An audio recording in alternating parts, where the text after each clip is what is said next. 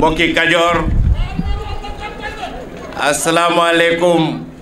mbokki Mérina Dakhar mbokki Mbuki mbokki Touba Jaxate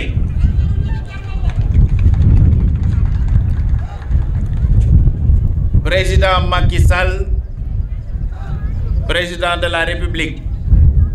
moo ñu fi yónni tey ñu ñëw pour inaugurer ci turam toolu courant bi mu def fii ci Mbuki kenn umpulewul ne fan yi passé am nañ tuuti jafe-jafe ci bët saalumu réew mi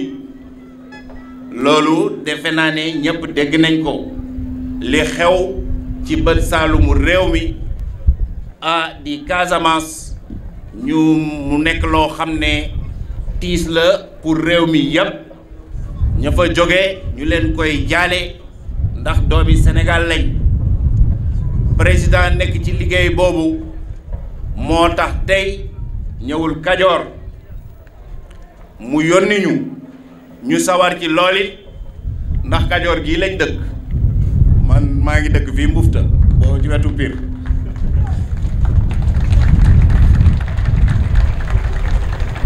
waaw waa Mbufta maa ngi leen di nuyu suñuy maam ñu suul leen fii ku ci mel ne Birima Koddu Baara Jond nga xam ne moom ak dameelu Kajoor ñoo daanu deqale di sama maam donc fii laa dëkk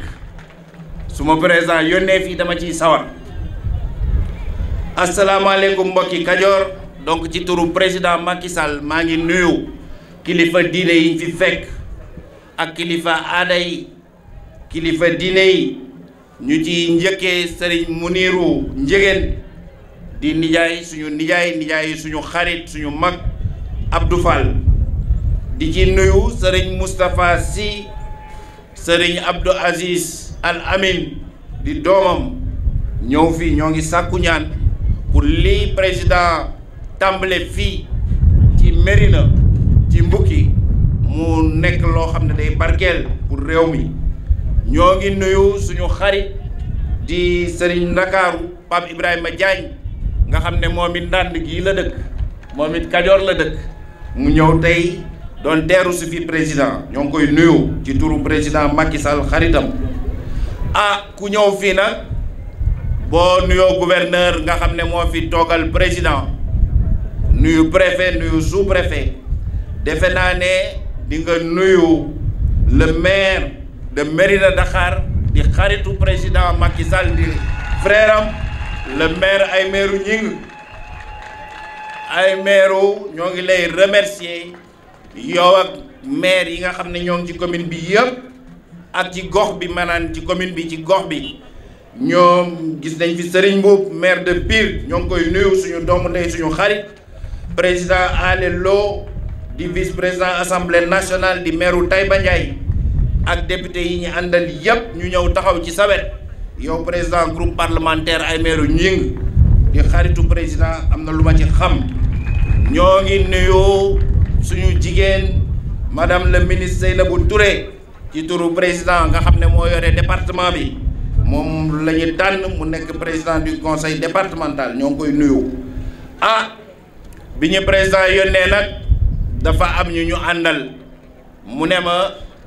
dama bëgg nga ànd ak ministre de l'énergie di Mansour Elimane Kane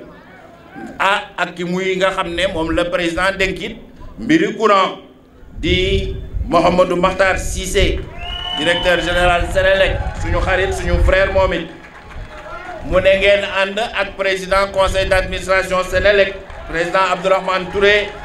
ngeen ànd ak ministre yi nga xam ne ci gox bi la ñu dëkk ñu jiital ci Mame Thierno Dieng Kër Ale gii la dëkk defe naa fa la fanaan di ministre de l'environnement Abdou Ndéné Sall bu Tivaouane ñu ànd it ak suñu jigéen nga xam ne moom la président dénk FONSIS Nafissatou Diop Cissé ak Ibrahima Kane directeur général ak cadre yi nga xam ne yépp ñoo ngi ci région bi ñu ànd ak gouverneur ñëw fii représenté président defe naa nag Kajoor du ne guleet barki demb gunge nañu président fii ci gannaaw ci yoonu jogo ñëw sancu mexe président yi def fa toolu courant ni mu ko defee bokkal defee ko feneen ci réew mi def ko Malicounda defe naa tey bu ma juumul monsieur le ministre Mansour Elimane Matar defe naa ne tey mooy ñeenteelu inauguration toolu courant yi nga xam ne moom la président def ci réew mi te beneen ak ñuy xaar ca kawoon incha allah président dina fa dem balaa yàgg li may wax nag mooy toolu courant yi président di wax naaj yàgg na ci réew mi te amul woon moo tax ñu ne xel mooy doxal réew président ba mu jotagul réew mi di ko laaj la bind lii lépp ci document bu ñuy wax yoonu yokkute muy programme am mu ne boo leen ma falee incha allah dinaa teg li nga xam ne moom la tubaab di wax mix énergétique dootuñu rek am courant boo xam ne pour mu dox dañuy jéegaani pétrole ca biti pour suñuy machine mën a dox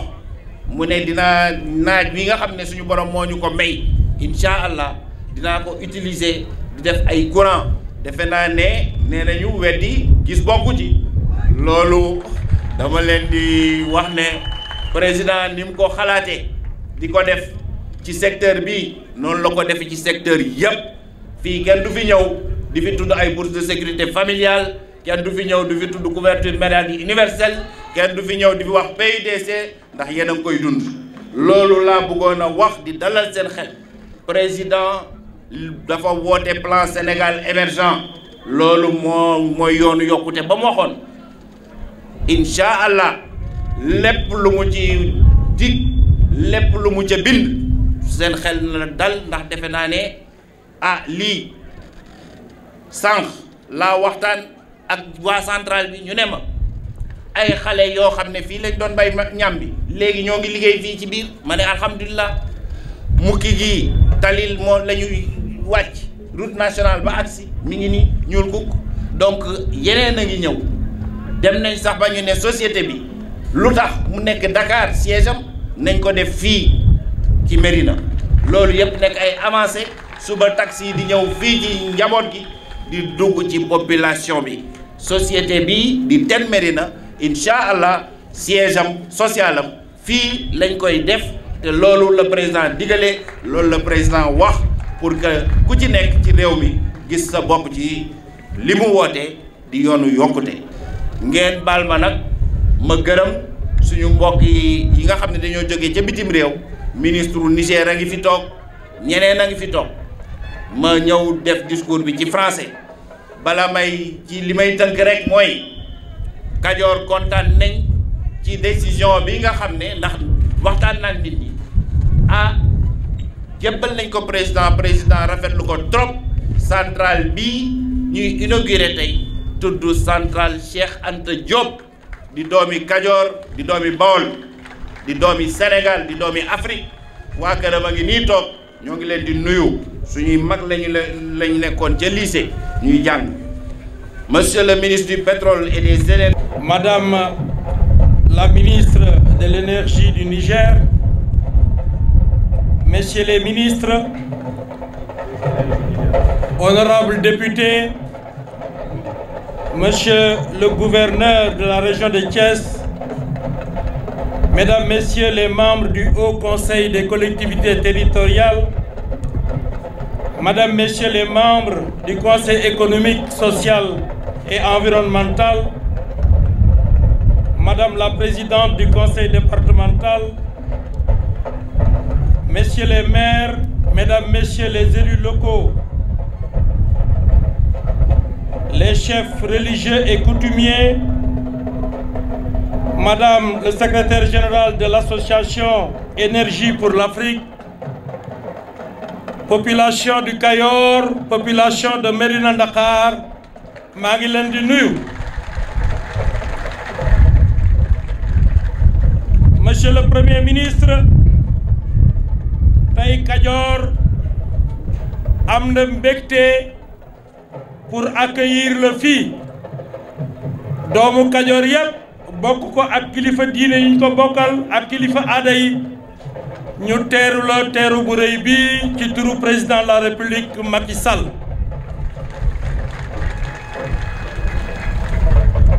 bi nga ñëwee tey ubbi centrale bi wone na nga ni li président dige woon ci wàllu énergie yëpp def na ko ndax dafa fekkoon réew mi lottu lool ci wàllu courant mu defar ko yokk ko et c'est l'occasion pour moi de saluer le directeur général de la Sénélec.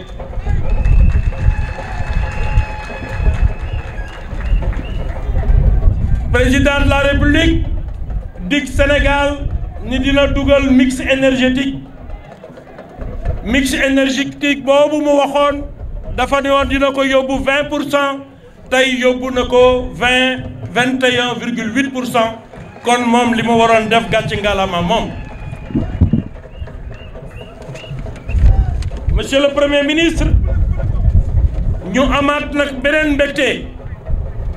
mbégte bi ñu am ginnaaw bi nga xamee ni président lépp lim ñu digoon ci wàllu wi def na ko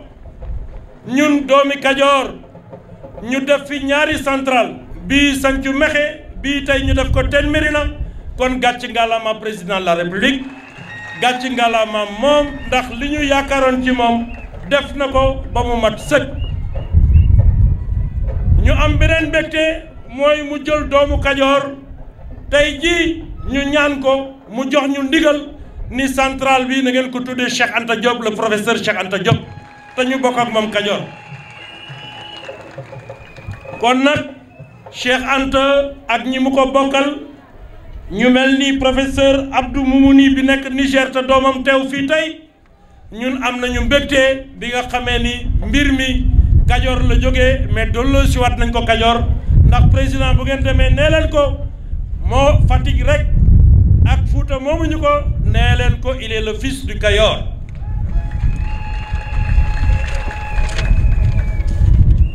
ah tey daal monsieur le premier ministre Kajoor bég na teeru bu rafet bii ñu la defal mooy wane ni Kajoor bég na parce que seen yaakaar mësul a yàkkiku seen yaakaar mësul tas te maa ngi ciy profito maire yi nga xamee ni yëpp dama diggaale ak ñoom te lii mënu ma koon def man kenn ñu jàppale ma ci ñoom ñëpp maa ngi leen di sant di leen gërëm ndax teew nañu fi kon wasalaamualeykum wa rahmatullahi taala wa barakatu. Monsieur le Premier ministre waxuma département Tivaouane waaye Sénégal yëpp teew nañ ndax lii ku ko def cim réew li nga leen déggoon bi nga ñëwee lépp lompoñ nga fexe ba léegi waxuma la muy dox mais muy waaxu ak di daw kon nag wax dëgg yàlla gàcc ngalaama président Macky Sall bi wax ni il nous faut un Sénégal de tous et un Sénégal pour tous et un Sénégal avec tous kon nag gàcc ngalaama ñoom. Monsieur le Premier ministre yëf yi nag bu egsee fii il faut ci sa kanam ma sant suñu frère Abdou Fall Abdou nit ku baax la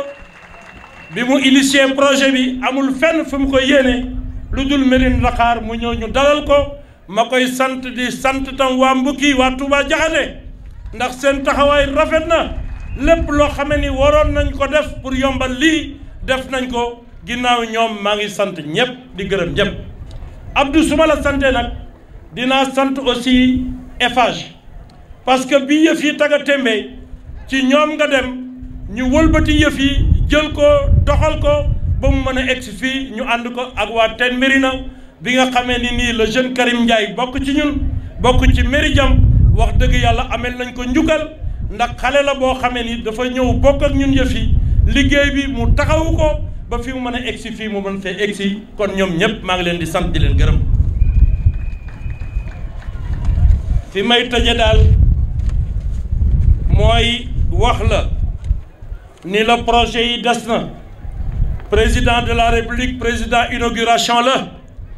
xam nañu fi mu jëlee réew mi xam nañu fi mu ko yóbbu kon ñun taxaw nañu tem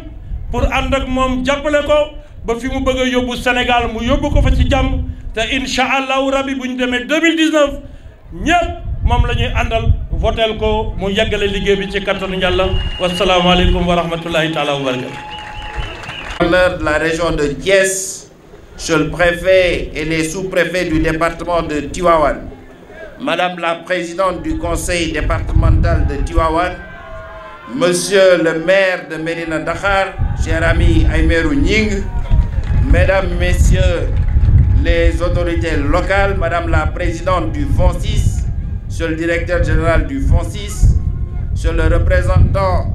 du promoteur initial, Monsieur Abdou Fall, ancien ministre d'État, Monsieur le directeur général de TEN Médina, Madame la représentante de Proparco et Monsieur le représentant de la Banque de développement belge BioInvest, Mesdames, Messieurs les directeurs généraux, Médicam, Eiffage, Monsieur autorités coutumières et religieuses, chère population du Cayor et de Médina Dakhar. C'est avec un grand plaisir que nous venons ici à Mbouki, dans la commune de Médina Dakhar, procéder au nom de son Excellence M. Macky Sall, président de la République du Sénégal, à l'inauguration de cette belle centrale, la 4e pour une centrale solaire et la 8e centrale depuis l'accession du chef de l'État au pouvoir en 2012. En effet, cette cérémonie marque une étape supplémentaire de l'ambition du président de la République, son Excellence M. Macky Sall, d'assurer le renouveau du secteur énergétique avec un accès universel prévu en 2025. Ainsi, après la mise en service des centrales dual fuel de 105 MW de Taïba Ndiaye, solaire de Mewan de 30 MW et de Malicounda pour 22 MW, et aujourd'hui la centrale solaire de Médina Dakhar de 30 MW, seront implantées prochainement dans cette belle région de Thiès, les centrales solaires de Dias de 25 MW, éoliennes de Taïba Ndiaye pour 159 MW et charbon de Mboro pour 300 MW additionnels, ce qui représente une puissance globale de 671 MW, supérieure à la puissance installée dont disposait Sénélec en 2012 au moment de l'accession du président Macky Sall au pouvoir. Avec tous ces projets, la région de Thiès sera assurément le hub énergétique, un hub de fait de sa position centrale par rapport aux grands centres de consommation de notre pays. Chère population du Cayor, la mobilisation exceptionnelle et l'accueil chaleureux qui nous ont été réservés, nous et notre délégation, sont l'illustration de votre adhésion à la vision du président de la République, son Excellence M. Macky Sall, de placer notre pays, le Sénégal, sur les rampes de l'émergence avec un secteur de l'énergie aux standards internationaux. Je voudrais donc, au nom du chef de l'État, remercier très sincèrement toutes les autorités et les populations de Médina Dakhar et des autres localités pour la parfaite organisation de cet événement. Mesdames, Messieurs, lors du Conseil des ministres décentralisé tenu à Diourbel en juillet 2012, son Excellence M. Macky Sall déclinait son objectif de sortir le Sénégal de la grave crise énergétique qu'il a minée depuis longtemps par la mise en place d'une politique basée sur le mix énergétique. Cette nouvelle démarche devait être fondée sur les interconnexions avec les pays voisins, mais aussi et surtout sur les énergies renouvelables. C'est ainsi que la part des énergies renouvelables dans le parc de production sera portée à 23% d'ici la fin de cette année, avec la mise en service après celle-ci de la centrale solaire de Kahone. C'est la preuve de notre détermination à aller progressivement vers la transition énergétique et honorer les engagements du Sénégal vis-à-vis de la communauté internationale en vue de participer à la promotion d'un monde durable à travers des énergies propres. C'est pourquoi il a été fixé l'objectif d'atteindre en 2019 une part de 30% réservée aux énergies renouvelables. Au regard des projets solaires de Diass, du scaling solar et de l'éolien de Taïba Ndiaye en cours de développement, ce pari sur l'avenir fait par le président Macky Sall sera tenu. D'autant que ces acquis pour une énergie propre et à bon marché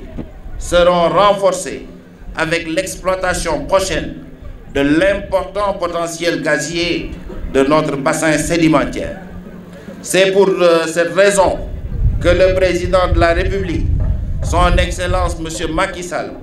a décidé que tous les projets futurs de production d'électricité se feront dans notre pays, soit au gaz, soit aux énergies renouvelables. Mesdames, Messieurs, la qualité des actionnaires de notre projet, celui-ci que nous inaugurons au nom du chef de l'État, à savoir le FONSIS, Meridiam et Eiffage, que je voudrais tous féliciter au nom du président Macky Sall, explique la réalisation dans des délais très courts de travaux, bénéficiant cela de l'expérience de Sinthiou Mékhé. Je voudrais donc féliciter les promoteurs et féliciter également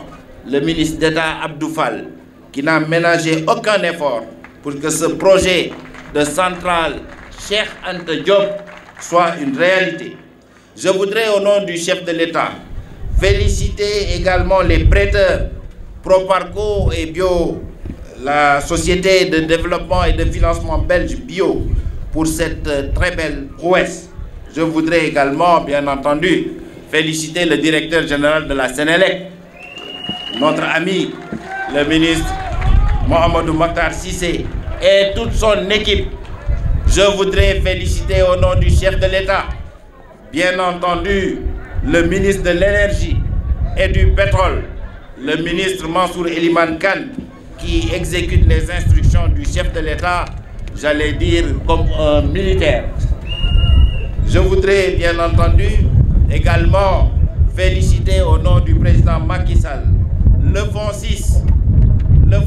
qui fait un excellent travail sans bruit.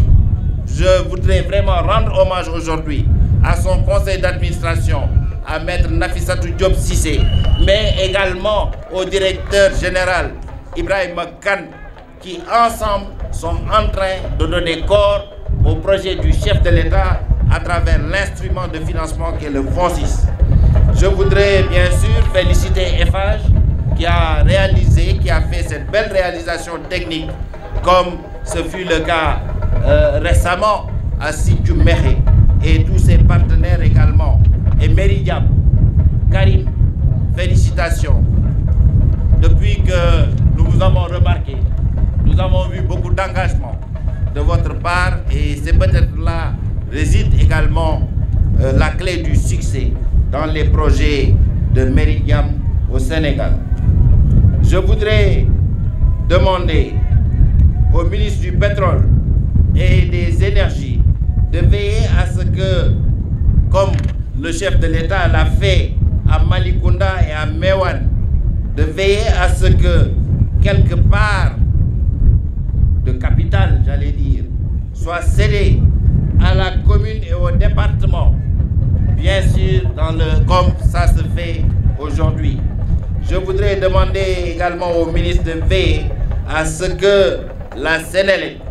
puisse prévoir ces dispositions dans les projets futurs. Mesdames, Messieurs, l'utilisation du solaire pour une production électrique de grande capacité ne constitue plus un mythe au Sénégal après la 4e centrale solaire en exploitation et les 12 autres qui vont venir, en prenant en compte les 8 centrales solaires et hybrides qui vont être réalisées avec la coopération allemande. C'est pourquoi il est essentiel que ces acquis puissent servir de levier pour augmenter l'accès à l'électricité en zone rurale à travers les équipements solaires individuels ou les centrales hybrides au niveau des mini-réseaux. Ces solutions au réseau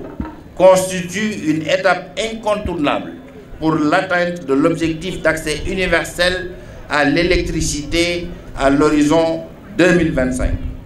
Ces solutions doivent néanmoins tenir compte du fait que les populations réclament de plus en plus d'autonomie pour la gestion de leurs activités socioproductives et l'utilisation des nouvelles technologies de l'information et de la communication qui exigent une électricité en continu et en qualité. Ces innovations technologiques permettent de tenir compte des exigences légitimes des populations. L'objectif d'atteindre l'accès universel à l'électricité à l'horizon 2025 reste plus que jamais à notre portée. Nous avons, avec le président Macky Sall, une vision claire et une stratégie de mise en œuvre, et les moyens seront mobilisés. C'est l'occasion pour moi de lancer un appel à nos partenaires techniques et financiers et aux acteurs privés pour que continuent de se mobiliser encore à nos côtés en vue de relever ce défi. Je remercie toute la population du département au nom du chef de l'État, son Excellence M. Macky Sall, et je vous remercie de votre bienveillante attention.